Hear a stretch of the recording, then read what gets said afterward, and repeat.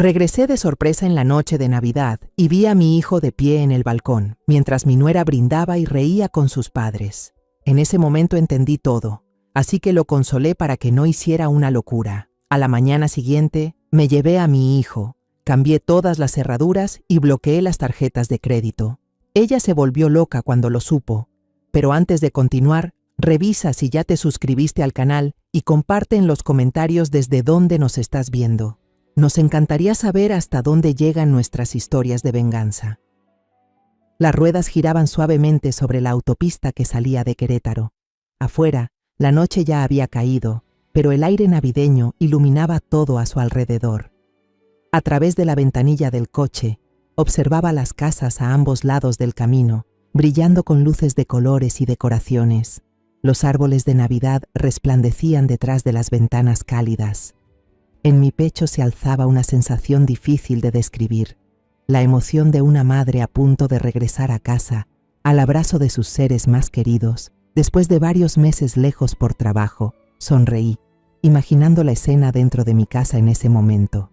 Tal vez Santos, mi hijo, y Verónica, mi nuera, estaban sentados junto a la chimenea. Quizás estaban terminando de decorar el árbol o levantando sus copas de vino tinto, deseándose lo mejor en esa noche sagrada.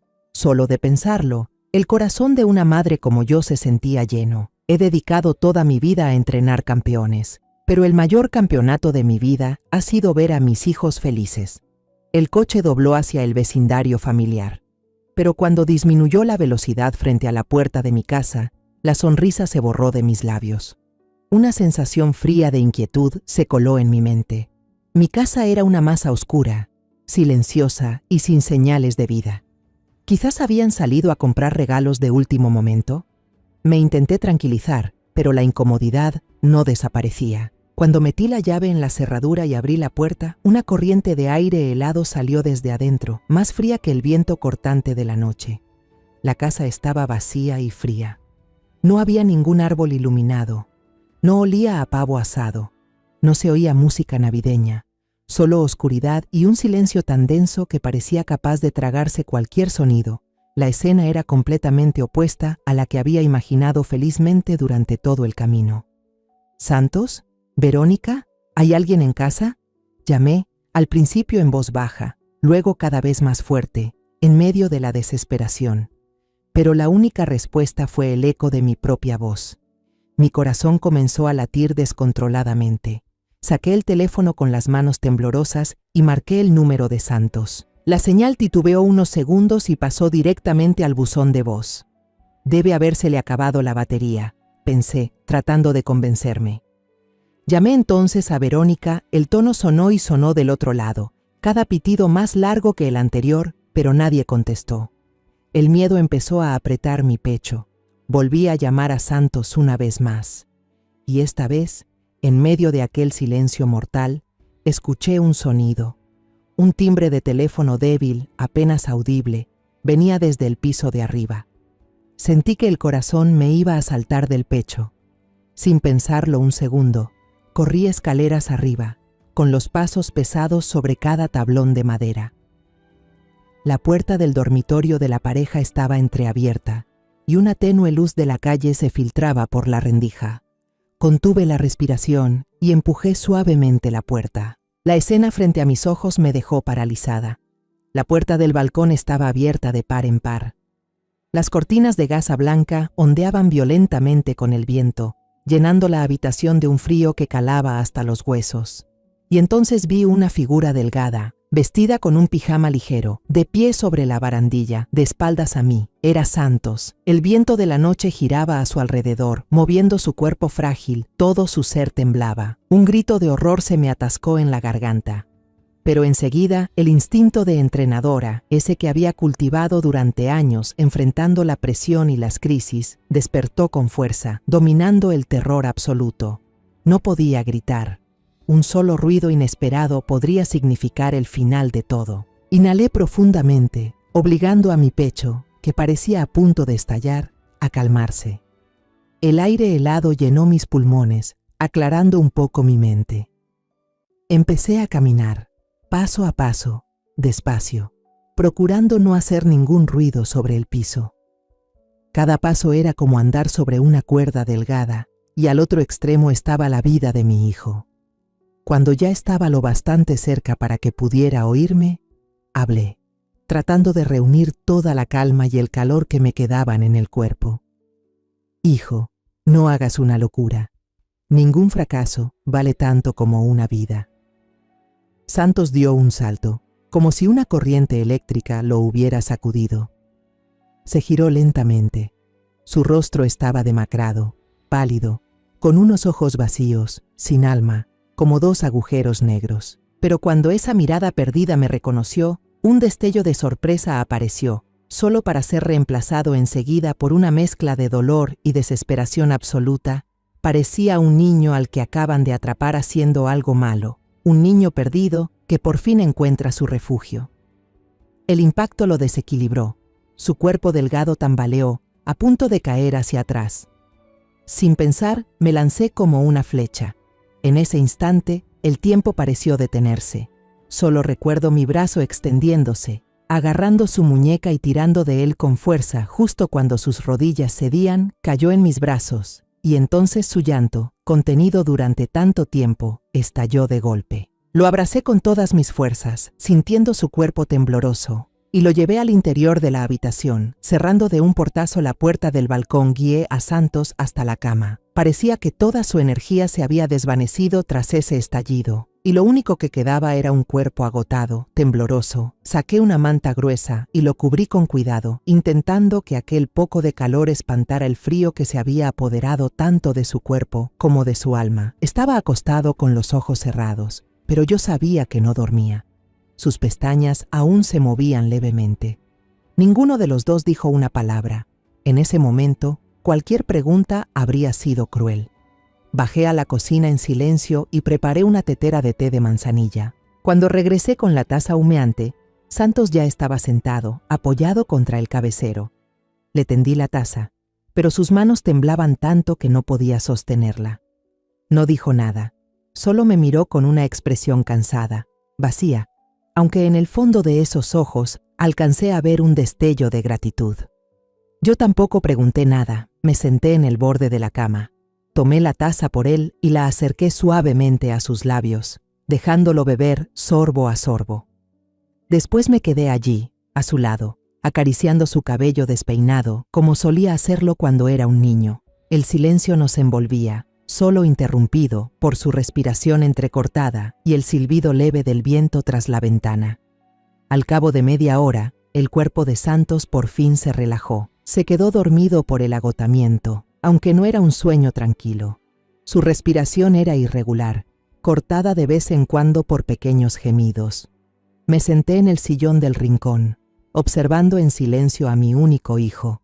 A la luz tenue de la lámpara, su rostro se veía pálido y dolido, con profundas ojeras bajo los ojos, testimonio de muchas noches sin dormir.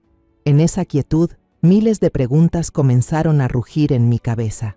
¿Dónde estaba Verónica en una noche tan importante como esta? ¿Por qué había dejado solo a su esposo en un estado tan lamentable? ¿Qué demonios había pasado? Tomé el teléfono y traté de llamarla otra vez. Lo mismo, timbrazos largos, sin respuesta. La luz débil de la calle entraba por la ventana y caía sobre las fotos alineadas en la mesa del tocador. Mis ojos se detuvieron en la foto de boda de ambos. En la imagen, Verónica sonreía radiante, recostada sobre el hombro firme de Santos. Mi hijo, entonces, parecía tan orgulloso y feliz, con la mirada llena de fe en un futuro perfecto. Luego, mis ojos se posaron en la foto de la inauguración del primer café de Santos. Los tres sosteníamos la cinta roja, yo en el medio, con los brazos rodeando a los dos. Aún recuerdo con claridad la sensación de ese momento, una satisfacción absoluta, la certeza de haber cumplido bien el papel de una madre. Miré mis manos endurecidas, las mismas que habían formado y entrenado a generaciones de atletas, trayendo incontables glorias al país. Pero también eran estas manos las que nunca habían sabido realmente tocar ni calmar el dolor que ardía en silencio dentro de mi hijo. Recordé el día en que Santos me anunció, lleno de alegría, que se casaría con Verónica. Qué feliz fui entonces. Verónica, una maestra dulce, de voz suave, siempre mostraba admiración por mi carrera y elogiaba sin cesar el talento empresarial de Santos. Parecía una musa salida de una novela, tan perfecta que costaba creerlo. Recuerdo una cena familiar en la que Verónica tomó la mano de Santos y frente a mí declaró que dejaría su trabajo. Quiero dedicarme por completo a cuidar de mi familia, para que Santos pueda concentrarse tranquilo en su carrera, dijo con los ojos brillantes. En ese momento tomé la mano de mi nuera, emocionada hasta las lágrimas, convencida de que mi hijo era afortunado por haber encontrado una esposa tan entregada, y luego recordé la última vez que llamé a casa, apenas 2 semanas atrás. Fue Verónica quien contestó, con esa voz dulce como miel. No se preocupe, mamá. Todo está bien aquí, Santos. Solo está un poco ocupado con el trabajo, pero está bien. ¿Bien? ¿A eso le llamaba bien? El remordimiento y la culpa me cayeron encima como una losa. ¿Dónde estaba yo mientras mi hijo se hundía poco a poco en la oscuridad? Andaba perdida entre viajes de entrenamiento al extranjero, torneos interminables y medallas relucientes, olvidando que la batalla más importante, la batalla por la vida de mi hijo, se libraba dentro de esta misma casa. Me levanté, me acerqué a la cama y acomodé la manta sobre Santos. La tristeza que sentía empezó a transformarse en algo más afilado, más frío. No podía permitirme seguir ahogándome en una culpa inútil. Lo que pasó, pasó. Ahora era el momento de actuar como una entrenadora. Era hora de analizar las causas, identificar al adversario y trazar una estrategia para ganar. Mis ojos recorrieron la habitación, buscando una pista, una respuesta. Entonces se detuvieron en el teléfono de Santos, boca abajo sobre la mesita de noche. Estaba inmóvil, pero algo en mí me decía que guardaba una verdad. Era la única pista en la habitación. Después de un breve momento de duda, lo tomé con decisión. Mis dedos rozaron la superficie fría del vidrio. La pantalla se encendió al instante, sin pedir contraseña, y lo que apareció ante mis ojos fue la interfaz de una red social aún abierta. El video de una transmisión en vivo acababa de terminar. Casi por instinto toqué el botón de reproducir. Al principio, la imagen estaba distorsionada. El sonido llegó antes que la imagen. Música estridente, risas, el bullicio de una multitud. Luego la imagen se estabilizó, temblorosa, siguiendo los movimientos de quien sostenía la cámara. Lo primero que vi fue un enorme árbol de Navidad, casi tocando el techo, decorado con cientos de esferas doradas brillantes y cintas rojas profundas, resplandecía, lleno de vida, un contraste amargo con el árbol desnudo y silencioso que había visto fugazmente en mi sala.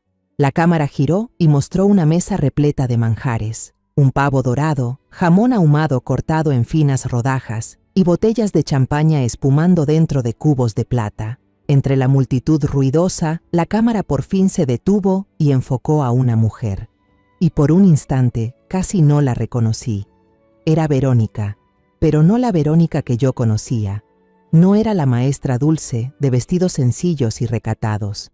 La mujer del video llevaba un vestido Chanel color esmeralda, elegante y ajustado, que resaltaba unas curvas que jamás había visto en ella. Estaba riendo a carcajadas, con la cabeza apoyada en el hombro de un hombre con traje impecable, a quien yo nunca había visto antes. La mano de ese hombre descansaba con aire posesivo sobre la cintura de Verónica y ella no mostraba la menor intención de apartarla. Al contrario, lo aceptaba, incluso se inclinaba ligeramente hacia él. Subí con cuidado el volumen, solo lo suficiente para escuchar por encima de la música.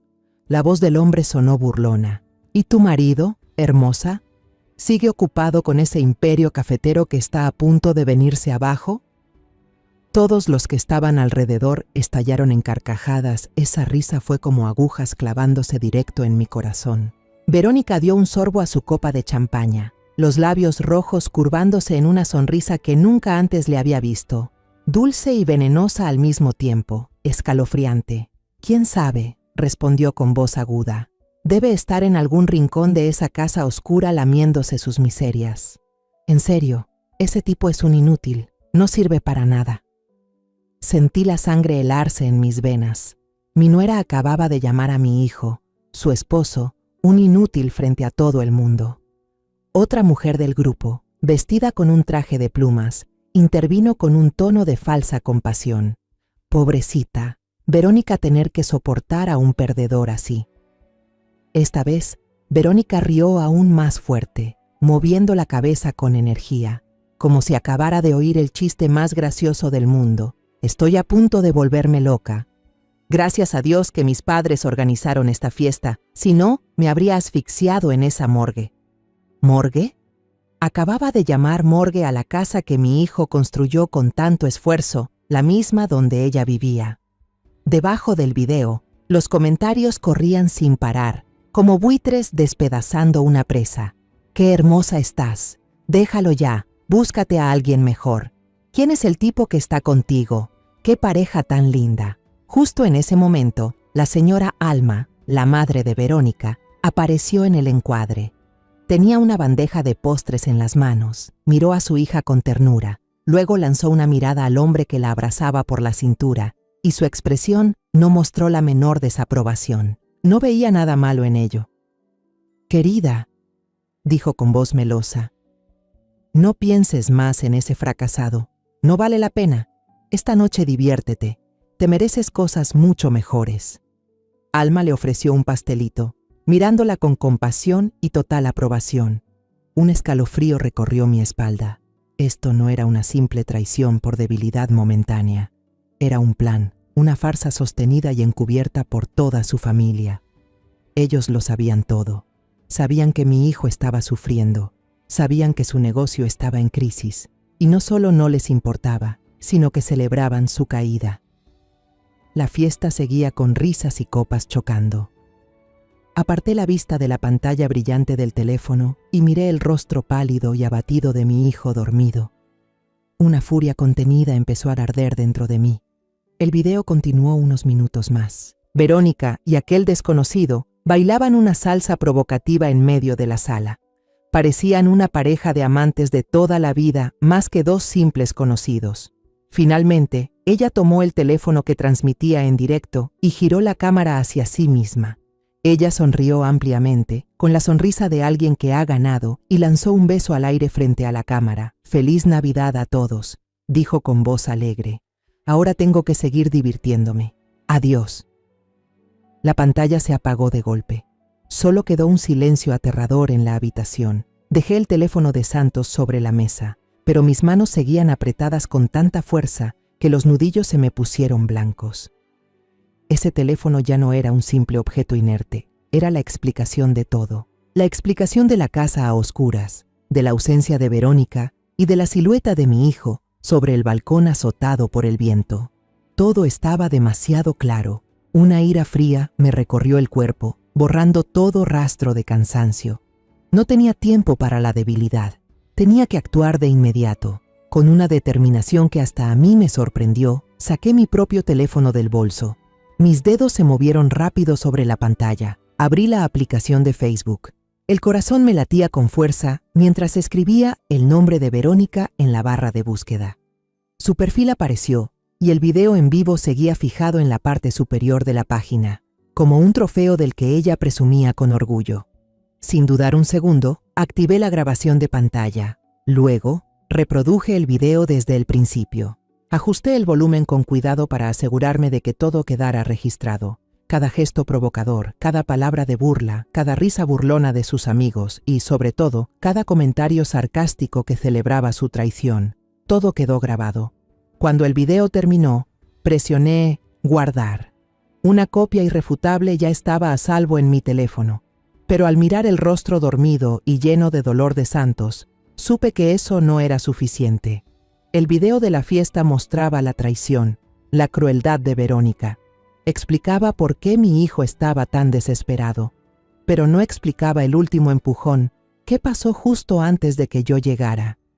¿Cuál fue la gota que derramó el vaso, la puñalada final que lo llevó a subir a ese balcón? Entonces un recuerdo destelló en mi mente. Años atrás, cuando Santos empezó a expandir su cadena de cafés y viajaba con frecuencia por trabajo, me preocupé por la seguridad de la casa. Fui yo quien insistió en instalar un sistema de cámaras de seguridad moderno, con acceso remoto desde el teléfono. En aquel momento, Verónica se rió, diciendo que exageraba, pero ahora, el presentimiento de madre que tuve entonces podría ser la clave de todo. Abrí la aplicación del sistema de cámaras en mi teléfono. La interfaz familiar apareció con las distintas vistas. La entrada principal, la sala, la cocina. Seleccioné la cámara del salón y entré al historial de grabaciones. Sentí el corazón oprimirse cuando deslicé el dedo por la línea de tiempo, buscando el instante fatal. Me detuve en las 7:15 de la tarde, poco más de 2 horas antes de mi llegada. Presioné reproducir. El video comenzó. Santos estaba sentado, encorvado en el sofá, con su pijama gris y la cabeza entre las manos, completamente derrotado, y allí estaba Verónica. Ya llevaba puesto el deslumbrante vestido verde esmeralda de Chanel, caminando de un lado a otro frente a Santos como una fiera enjaulada. El sonido grabado era tan nítido que resultaba aterrador. La voz de Verónica resonó, afilada como una cuchilla, sin el más mínimo rastro de dulzura falsa. «Mírate, mira la pinta patética que tienes, eres un fracasado», gritó, apuntándole con el dedo a la cara de Santos. «Renuncié a toda mi carrera como maestra, dejé todo para quedarme en casa apoyándote. ¿Y esto es lo que recibo a cambio? Un montón de deudas y una humillación insoportable. ¿De verdad te tragaste las promesas de esos tipos? ¿Tantos años en los negocios y sigues siendo tan ingenuo como para entregarles todo tu dinero a unos estafadores? ¿Ya ves lo imbécil que fuiste?» Santos levantó lentamente la cabeza, su rostro envuelto en sombras. Su voz salió ronca, débil, apenas un susurro desesperado. «Verónica, te lo ruego, solo dame un poco más de tiempo». Verónica soltó una carcajada cortante, una risa sin alegría, cargada de desprecio. «¿Tiempo? No tengo ni un segundo más para ti». Dio unos pasos hacia el armario, lo abrió de golpe y sacó un bolso Gucci de marca. Se giró, se plantó frente a Santos y lo miró desde arriba, con los ojos de quien juzga a una criatura insignificante. Luego soltó una frase helada, sin emoción, como si hablara del clima: «Si no puedes vivir decentemente, entonces muérete. No soporto ver esta miseria ni un segundo más». Dicho eso, se dio media vuelta, tomó el frasco de perfume del tocador y se roció un poco en las muñecas con total naturalidad. Después salió del cuarto y cerró la puerta de un portazo. El golpe final de la puerta sonó como una sentencia de muerte. En la pantalla, Santos permanecía inmóvil. Estaba quieto como una estatua, sin moverse un centímetro.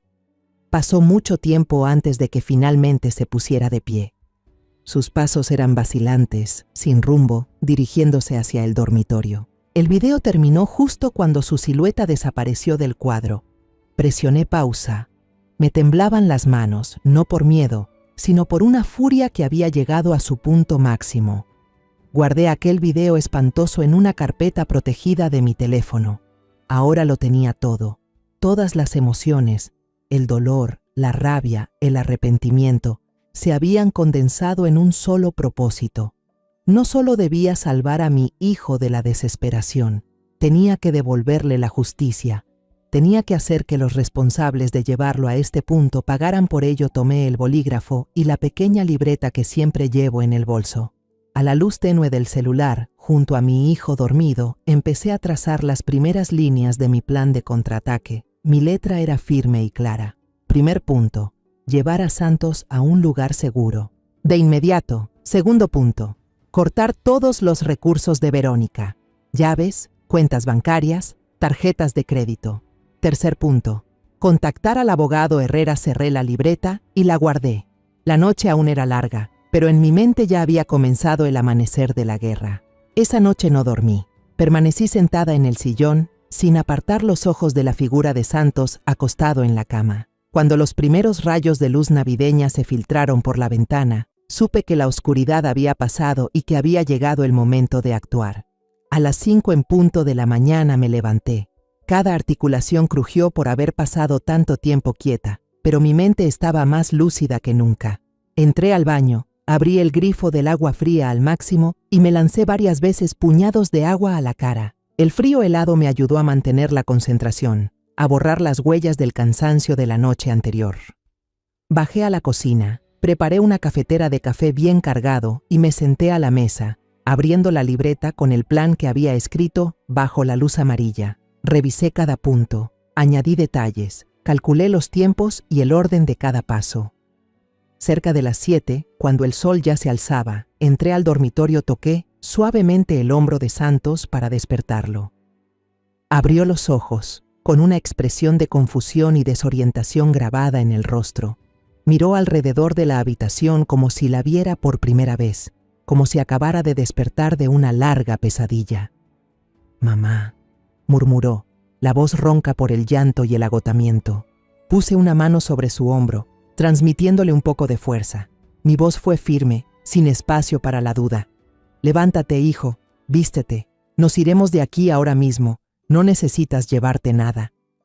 No hizo ninguna pregunta. No quiso saber a dónde iríamos, ni por qué teníamos que hacerlo. Simplemente se levantó y me obedeció como un autómata. Su obediencia absoluta, en ese momento me partió el corazón. Mi hijo, un empresario que alguna vez fue seguro y decidido, ahora no era más que una sombra de sí mismo. Mientras Santos se vestía, di una vuelta por la casa. Cada paso que daba tenía un propósito. Fui hacia la esquina de la sala y desconecté el módem del Wi-Fi. Luego caminé hasta el cuadro de fusibles cerca de la puerta y bajé el interruptor del sistema de cámaras de seguridad. Las pantallas del monitor se apagaron, pero dejé las cámaras en su sitio, como una advertencia silenciosa para quien regresara. Cuando salimos por la puerta principal, Santos se detuvo de pronto. Se giró para mirar la casa. Vi en sus ojos la mezcla de nostalgia y dolor. Le tomé el brazo con firmeza y dije con voz decidida: «No mires atrás, Santos, tu vida está adelante». Antes de cerrar la puerta de un golpe, saqué una pequeña hoja de notas de mi bolso y con mi bolígrafo escribí 2 frases breves con mi letra firme. «No nos busques, todo ha terminado». La pegué cuidadosamente en la puerta, en un lugar bien visible. No era una explicación, era una declaración. Subimos al coche, encendí el motor y conduje sin mirar atrás ni una sola vez. El destino era mi pequeño departamento cerca del Centro Nacional de Entrenamiento Deportivo. Ese era mi refugio, mi fortaleza, un lugar que nadie conocía excepto Santos. Durante el trayecto, empecé a hacer llamadas. Me coloqué los auriculares Bluetooth, con las manos firmes en el volante. La primera fue para el cerrajero de confianza. «Señor Hernández, habla Ramírez. Le deseo una feliz mañana de Navidad. Tengo una urgencia. Necesito que vaya a mi casa en Polanco de inmediato. Cambie todas las cerraduras, desde la puerta principal hasta la trasera. Le transferiré el doble de su tarifa habitual». La segunda llamada, más importante, fue para el abogado de la familia, Herrera, licenciado Herrera. «Disculpe por molestarlo en el día festivo. Soy Silvia Ramírez. Necesito que me ayude con algo de máxima urgencia. Congele de inmediato todas las cuentas bancarias a nombre de Santos Ramírez». «Sí, incluyendo las tarjetas de crédito adicionales a nombre de Verónica Rojas». «Le dije que lo haga ahora mismo, licenciado». Cuando llegamos a mi departamento, todo estaba en orden. Era un lugar pequeño pero limpio, organizado, impregnado del aire disciplinado de una atleta. En las paredes colgaban fotos de generaciones de alumnos y medallas que brillaban bajo la luz de la mañana. Le entregué a Santos un conjunto de ropa deportiva limpia. «Ve a ducharte, hijo. El agua caliente te ayudará a despejarte». Mientras él se bañaba, preparé un desayuno simple pero nutritivo: huevos revueltos, pan integral tostado y un vaso de jugo de naranja recién exprimido. Sabía que no tendría apetito, pero lo obligaría a comer. Su cuerpo necesitaba energía para luchar, y entonces llegó lo que esperaba. El teléfono de Santos empezó a sonar sin parar. Miré la pantalla. 2 palabras parpadeaban: «Esposa querida», tan falsas y repugnantes que daban náusea. Seguramente ella ya habría terminado la fiesta y estaría de camino a casa. Tomé el teléfono sin dudar un segundo y lo apagué. Luego hice lo mismo con el mío. A partir de ahora, el silencio sería nuestra arma. Nosotros decidiríamos cuándo la comunicación podría volver a comenzar. A primeras horas de la tarde, después de casi tener que usar mi autoridad para obligar a Santos a terminar su modesta comida, decidí que había llegado el momento de enfrentar la tormenta. Me senté en el viejo sofá, respiré hondo y encendí mi teléfono. Inmediatamente empezó a vibrar con fuerza. La pantalla se iluminó con decenas de notificaciones de llamadas perdidas y mensajes acumulados. Todos de un solo nombre, Verónica. Abrí la bandeja de mensajes con calma. Tal como lo imaginaba, las palabras que aparecieron eran una muestra perfecta de su evolución emocional. Al principio, los mensajes sonaban confundidos, tratando de parecer inocentes. ¿Dónde está, mamá? ¿Santos? ¿Estás ahí? ¿Por qué no puedo entrar a la casa? Mamá, ¿qué pasa? La puerta está cerrada con llave. Cuando no obtuvo respuesta, su tono cambió. Se volvió impaciente y exigente. ¿Qué clase de juego es este? ¡Abran la puerta ahora! Santos, contesta. ¿Qué diablos estás haciendo? Y finalmente, cuando la realidad sobre los nuevos candados y las cuentas congeladas empezó a hundirse en su cabeza, la máscara amable se rompió por completo. Los últimos mensajes estaban llenos de rabia y veneno. ¿Así me pagan lo que hice por ustedes? Dile a Santos que es un cobarde miserable. Vieja maldita, ¿qué le hiciste a tu hijo? Te vas a arrepentir. Leí todo, de principio a fin, sin sentir nada. Ni sorpresa, ni enojo. Todo estaba previsto. Esa era su verdadera cara, la de alguien que solo muestra su naturaleza cuando tocan sus intereses. Alrededor de las 4 de la tarde, mientras revisaba los archivos de evidencia en mi teléfono, apareció un mensaje de una vieja amiga de la Federación Deportiva. Era un enlace de Facebook acompañado de una breve línea llena de preocupación. Silvia, ¿qué está pasando con tu familia? Un escalofrío me recorrió la espalda. Sabía que este era su siguiente movimiento. Toqué el enlace. En la pantalla apareció un video nuevo, transmitido en vivo hacía más o menos 1 hora. Verónica. Estaba de pie frente al portón de nuestra casa, ese portón de hierro que ahora le resultaba ajeno. Ya no llevaba el elegante vestido Chanel de la noche anterior. En su lugar, vestía ropa sencilla. Su maquillaje perfecto se había corrido entre lágrimas. El elaborado moño de su cabello estaba suelto, despeinado por el viento de la tarde, dándole un aire frágil, triste, completamente de víctima. Una actriz consumada. Lloraba ante la cámara, con voz temblorosa y entrecortada. Amigos, no sé qué hacer. Se secó las lágrimas con la mano. Yo solo fui a la cena de Navidad con mis padres, y cuando volví, mi suegra y mi esposo cambiaron las cerraduras, me echaron de la casa. No contestan el teléfono, no responden mis mensajes. ¿Qué hice mal? Solo quería una Navidad en familia. El video se propagó a una velocidad impresionante. Las redes, con su curiosidad morbosa y facilidad para indignarse, estallaron de inmediato. Miles de comentarios aparecieron en cuestión de minutos, apuntando contra mí y contra Santos. Increíble. ¡Qué suegra tan cruel! ¡Qué esposo tan irresponsable! ¿Cómo puede tratar así a su mujer en Navidad? Pobrecita, fuerza. Las mujeres debemos ser fuertes. Me llamaron la bruja vieja celosa de la felicidad de su nuera. Y a Santos lo tildaron de hombre débil dominado por su madre. Vi toda su actuación sin inmutarme. Mientras más grande fuera la tormenta, más estruendosa sería la verdad cuando saliera a la luz. Entré de nuevo al perfil de Verónica para confirmar una última cosa. Tal como imaginaba, el video en vivo de la fiesta de anoche había desaparecido sin dejar rastro. Ella la había borrado, tratando de eliminar las pruebas de su infidelidad y sus palabras venenosas. Pensaba que era lo bastante lista como para cubrirlo todo, pero no sabía que yo ya tenía una copia perfecta. No actué de inmediato. Esperé 1 hora más.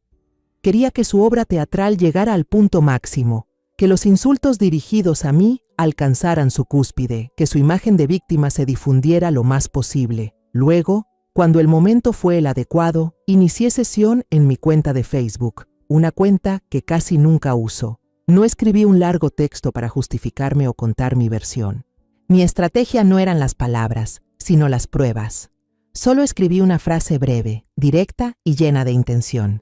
La verdad siempre tiene más de un ángulo. Este es el ángulo desde las cámaras de mi casa. Debajo de esa frase, subí 2 videos al mismo tiempo. El video 1 Era la grabación del live stream en la fiesta, que alcancé a grabar justo a tiempo. Le puse un título simple pero contundente: La Nochebuena de mi nuera mientras su esposo estaba solo en casa. El video 2 era la grabación extraída de las cámaras de seguridad, mostrando toda la conversación aterradora antes de que ella se marchara. El título era aún más frío: Las últimas palabras antes de que se fuera. Al principio, mi publicación solo recibió unas pocas reacciones de amigos cercanos, pero luego alguien notó la conexión entre mi publicación y el video de la víctima de Verónica. Empezaron a compartirlo. 1, luego 10, luego 100. En menos de 30 minutos, se convirtió en una bomba que explotó en pleno centro de las redes sociales. El mundo virtual se tambaleó. Las mismas personas que hacía unos minutos nos insultaban a Santos y a mí con las palabras más crueles, ahora se daban la vuelta por completo. Los nuevos comentarios aparecían a una velocidad vertiginosa. No lo puedo creer. Dios mío, así que esta es su verdadera cara. ¡Qué mujer tan cruel! Su esposo casi muriendo en casa y ella de fiesta como si nada. Esa frase entonces debería morirse, da escalofríos. Eso es incitar al suicidio. Así que esta es la verdad. El hashtag #Verónica la traidora comenzó a subir al tope de las tendencias nacionales. Apagué todas las notificaciones del teléfono sin leer ni un solo comentario más. Ya había lanzado mis cartas más fuertes. Ya había encendido la llama. El resto se lo dejé al público, a esas mismas personas que tan rápido nos habían juzgado, para que ahora fueran ellas mismas las que dictaran sentencia. A la mañana siguiente me desperté más temprano que de costumbre. Al salir a la sala, vi que Santos ya estaba despierto. Ya no estaba encogido en la cama. Estaba sentado junto a la gran ventana, mirando en silencio hacia el campo de entrenamiento a lo lejos, donde los jóvenes atletas comenzaban sus ejercicios matutinos.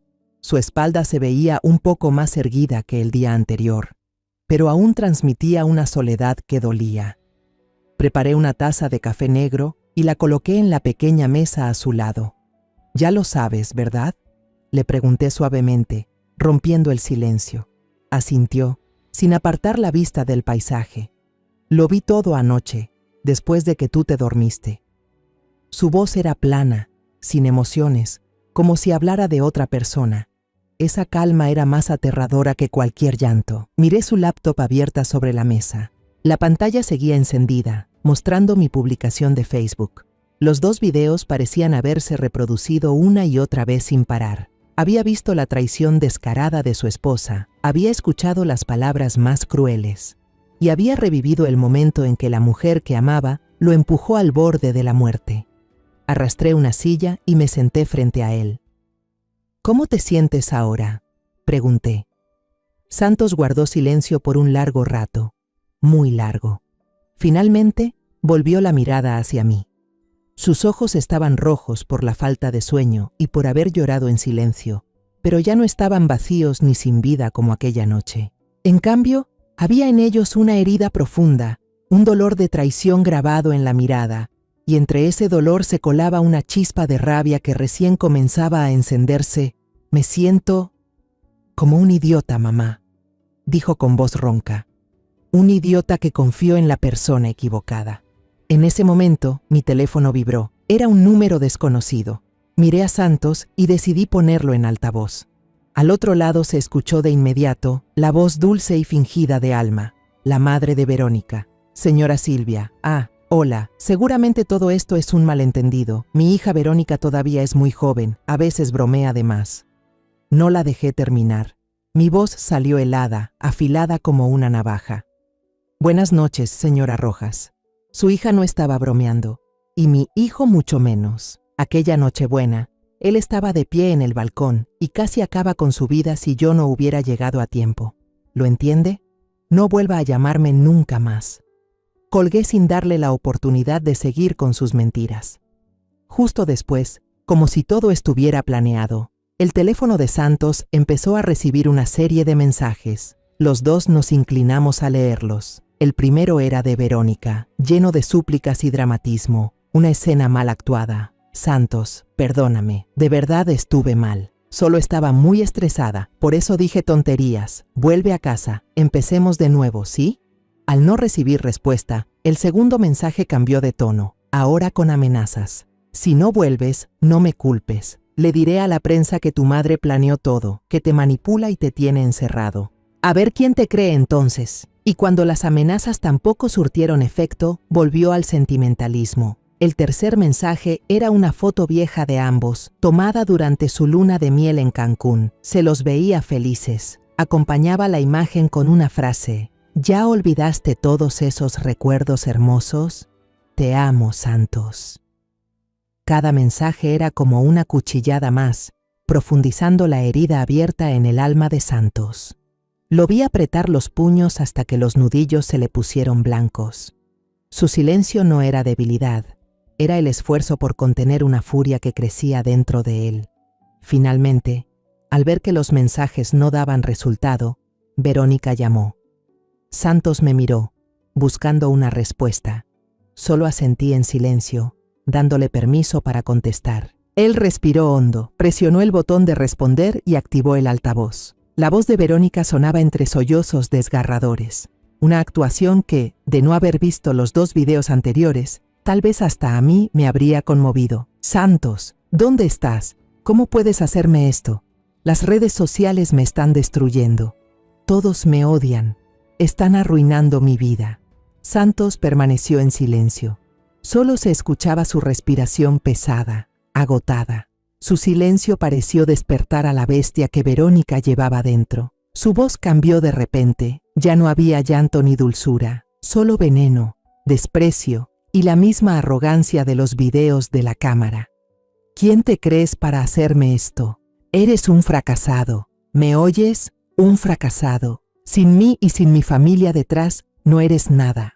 ¿De verdad crees que puedes vivir sin mí? Esa fue la gota que colmó el vaso. El instante en que toda la fragilidad y la duda dentro de Santos se desintegraron en cenizas, tomó el teléfono con firmeza, y por primera vez en 2 días, su voz sonó clara, firme y helada.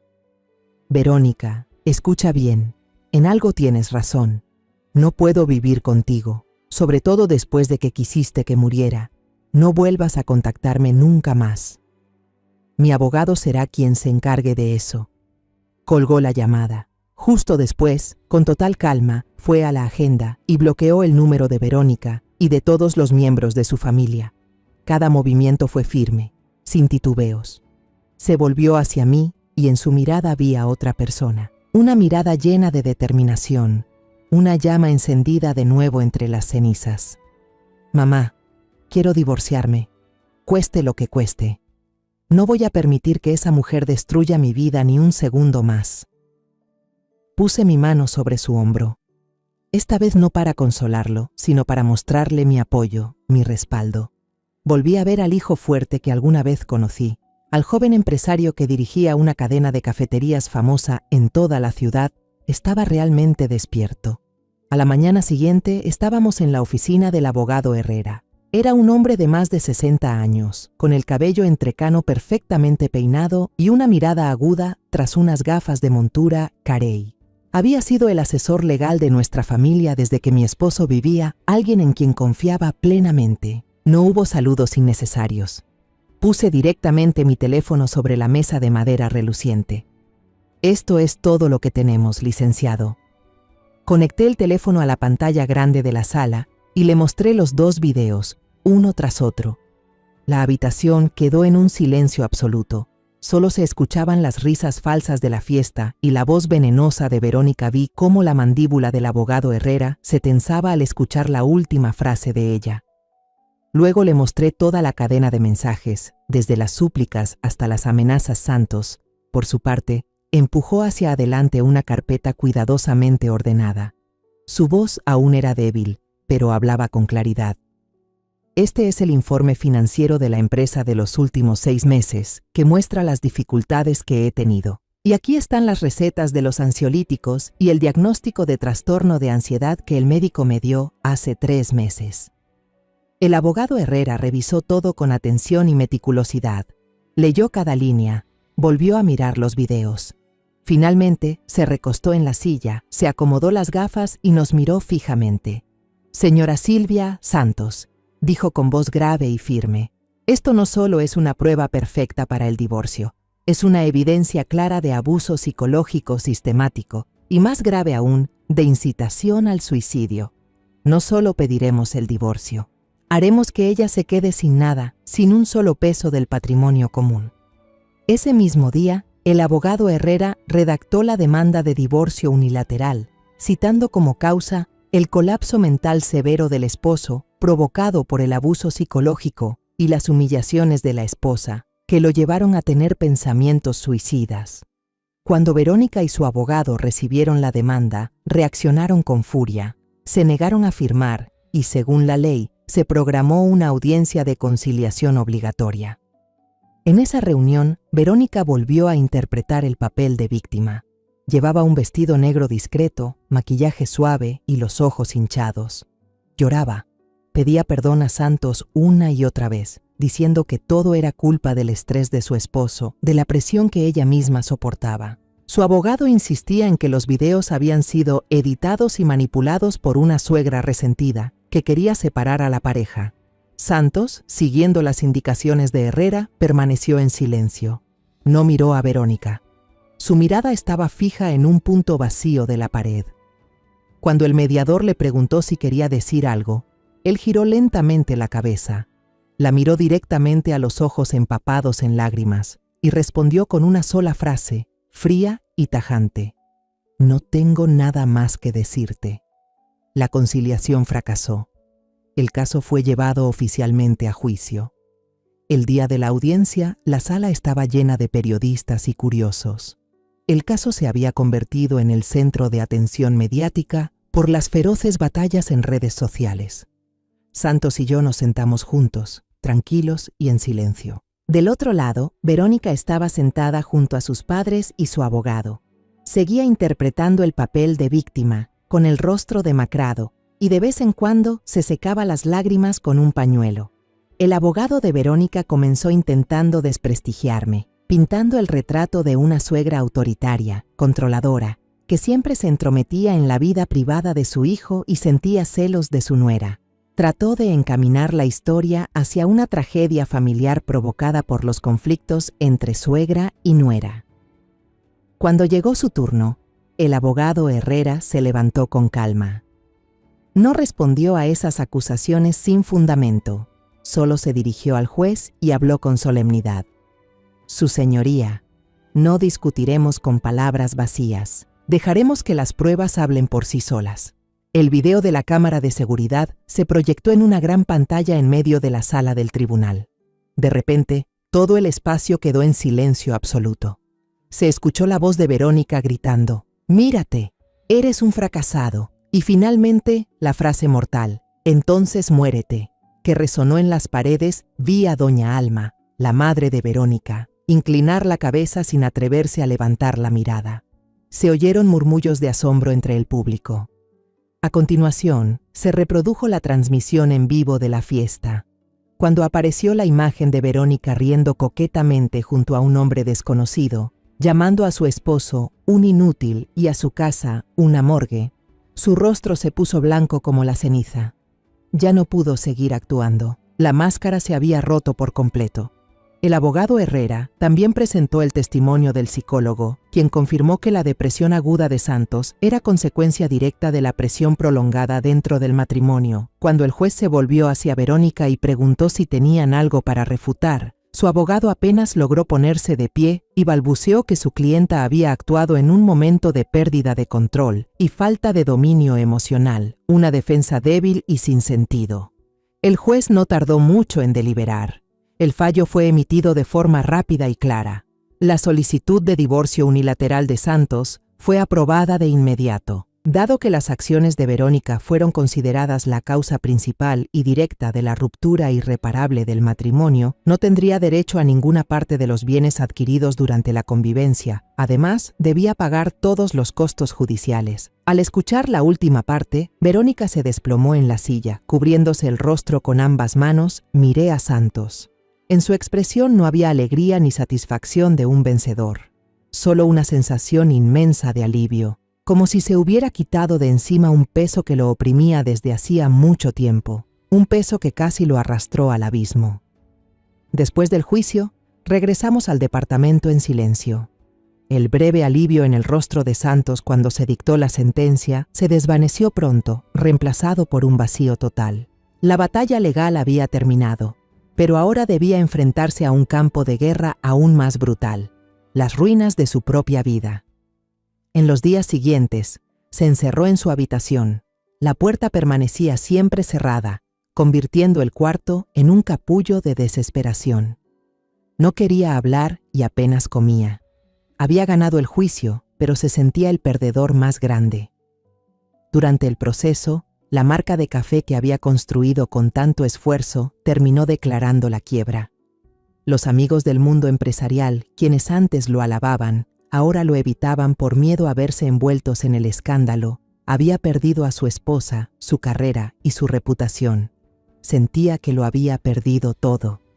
Una noche, le llevé un tazón de sopa caliente y empujé la puerta para entrar. Lo vi sentado frente a la pantalla de su laptop, pero no estaba viendo noticias ni redes sociales. Estaba mirando fotos viejas, y no eran fotos de Verónica, sino imágenes de los primeros días de su negocio, ese Santos de antes, radiante, lleno de energía, posando junto a su primera máquina de café, sonriendo con sus primeros empleados.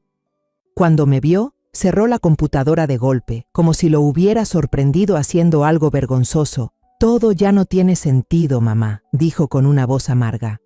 Al escucharlo, supe que las palabras de consuelo serían completamente inútiles. El consuelo es para la tristeza, pero mi hijo estaba en un pozo profundo de autodestrucción. No necesitaba un hombro débil, necesitaba un golpe, necesitaba un cambio radical, necesitaba una entrenadora. A la mañana siguiente, el reloj acababa de marcar las 5.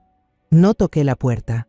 Entré directamente a su habitación y abrí las cortinas de golpe, sin previo aviso.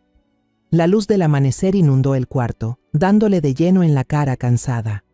«Arriba, en 5 minutos te quiero en el gimnasio.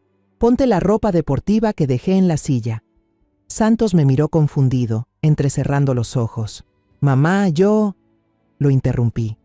Mi voz ya no era la de una madre, sino la de una entrenadora antes de un partido, sin espacio para excusas. Nada de peros. Puedes seguir hundiéndote en este cuarto o levantarte y pelear allá afuera. Tú decides. Me miró sorprendido por mi cambio repentino, pero en su mirada quizá reconoció esa misma disciplina férrea con la que lo crié cuando era niño. A regañadientes se levantó y se puso la ropa. El primer día fue un desastre. Su cuerpo estaba demasiado débil tras meses de estrés y abandono. Apenas logró correr media vuelta a la pista antes de detenerse, jadeando, con las manos en las rodillas y a punto de vomitar. Mis jóvenes atletas lo observaban con curiosidad, probablemente preguntándose quién era ese hombre tan deshecho. No me importó.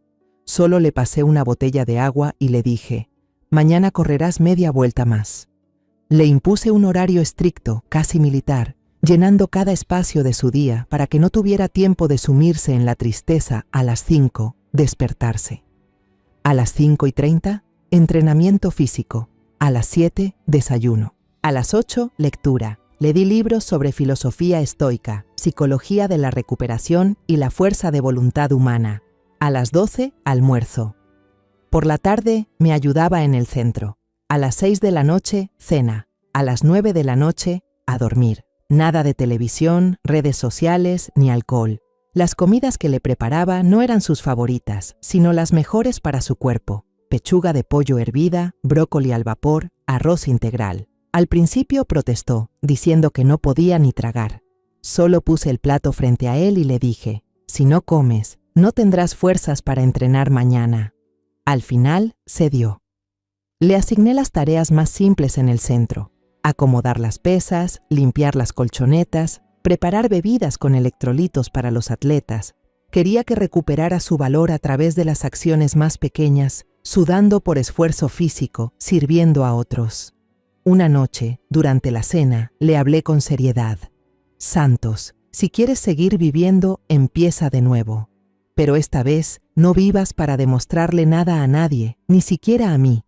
Vive para no volver a arrodillarte ante la humillación, nunca más». El cambio no fue inmediato. Fue un proceso lento y doloroso. pero poco a poco vi pequeños destellos. Su cuerpo volvió a tonificarse. Empezó a conversar más con los jóvenes atletas, a preguntarles sobre sus técnicas, sus sueños, sus metas.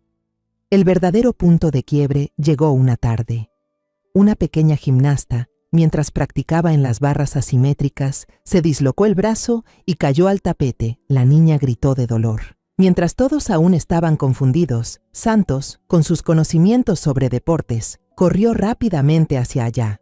Con calma tranquilizó a la niña, le acomodó la articulación con movimientos precisos y luego le puso hielo en la hinchazón antes de que llegara el médico del equipo.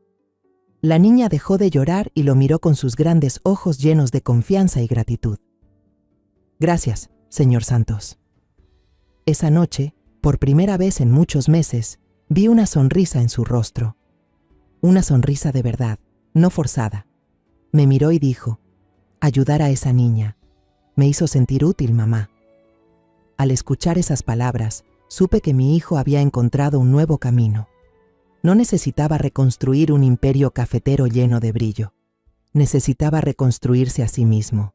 Pasaron algunos años. De ayudar con pequeñas cosas en el centro, Santos empezó a estudiar más a fondo fisioterapia y rehabilitación después de lesiones. Se inscribió en cursos nocturnos, leía libros sin descanso y finalmente obtuvo los certificados necesarios.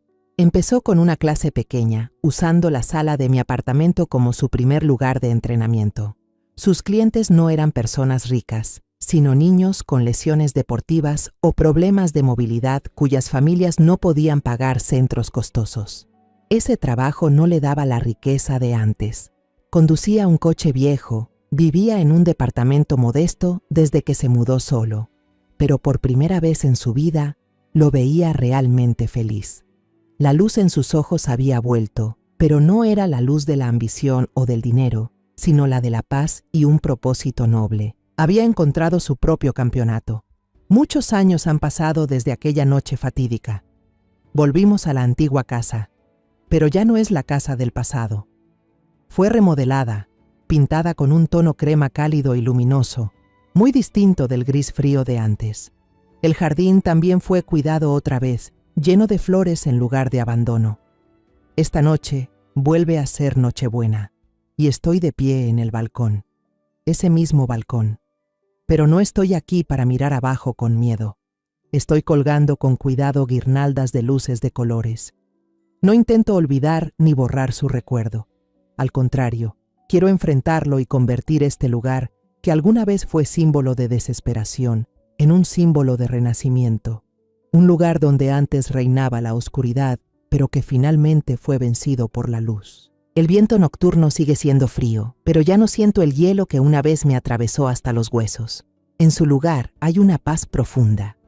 La puerta del balcón se abre suavemente. Santos sale, sosteniendo 2 tazas de chocolate caliente, el vapor elevándose en el aire helado. Ahora es un hombre adulto, fuerte. El tiempo y las experiencias han dejado algunas líneas en su rostro, pero su mirada es clara y serena, una serenidad que ningún dinero ni fama pueden comprar. Me pasa una taza. Para ti, mamá.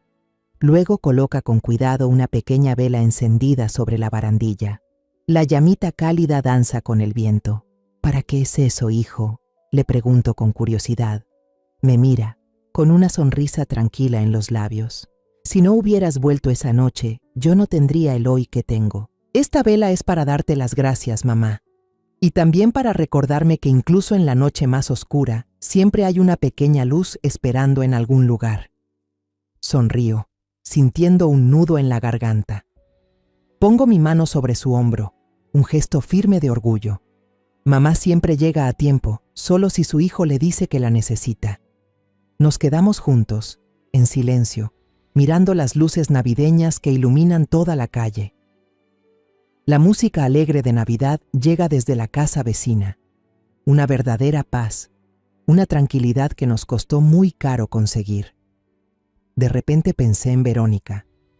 A veces, por medio de algunos viejos amigos, aún me llegan pequeñas noticias sobre ella. Después del escandaloso juicio, trató de reconstruir su imagen, convirtiéndose en una persona influyente en las redes sociales, hablando sobre el feminismo y la independencia, pero el pasado, como un fantasma, sigue persiguiéndola. En cada publicación, hay alguien que le recuerda aquella historia de hace años. Dicen que se ha casado varias veces, pero su vida sigue siendo inestable, siempre persiguiendo valores materiales y superficiales. No siento satisfacción, ni tampoco rabia. Solo una vaga sensación de lástima. Ella misma destruyó su vida por valores equivocados, por elegir la vanidad en lugar del amor verdadero. Santos, de pronto, se volvió hacia mí, rompiendo el hilo de mis pensamientos. «Mamá, ¿alguna vez te has arrepentido de lo que hiciste? ¿De haberlo hecho público? ¿De haber llevado todo tan lejos?»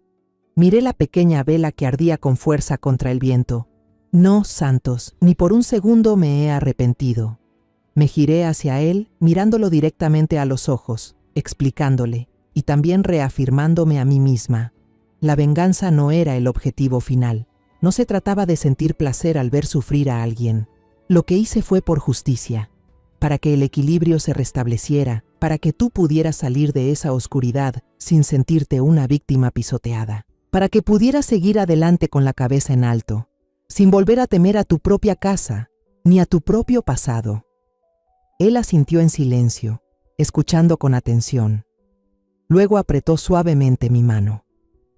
«Ya lo entiendo, mamá». Desde dentro de la casa llegaban las risas y las voces alegres de los niños.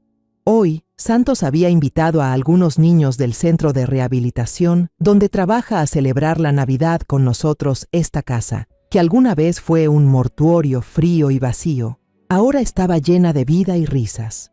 Un niño de unos 7 u 8 años corrió hacia el balcón y tiró de la mano de Santos.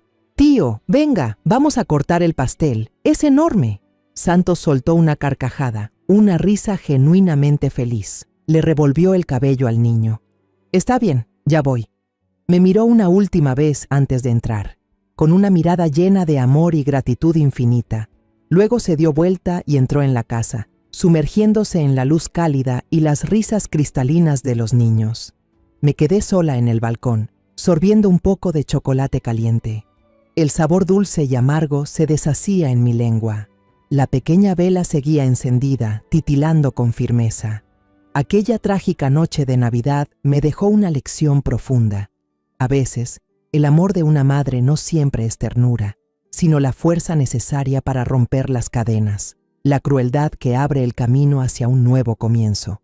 Y esta noche, entre la luz de las velas y las risas infantiles, por fin tuvimos una Navidad verdaderamente en paz. La historia que acabas de escuchar ha sido modificada en nombres y lugares para proteger la identidad de las personas involucradas. No la contamos para juzgar, sino con la esperanza de que alguien escuche y se detenga a reflexionar. ¿Cuántas madres están sufriendo en silencio dentro de su propio hogar? En verdad me pregunto, si tú estuvieras en mi lugar, ¿qué harías? ¿Elegirías callar para mantener la paz o te atreverías a enfrentarlo todo para recuperar tu voz? Quiero saber tu opinión, porque cada historia puede convertirse en una vela que ilumine el camino de otro. Dios siempre bendice, y estoy segura de que la valentía nos llevará a días mejores. Por ahora, en la pantalla final dejaré 2 de las historias más queridas del canal. Estoy segura de que te sorprenderán. Gracias por quedarte conmigo hasta este momento.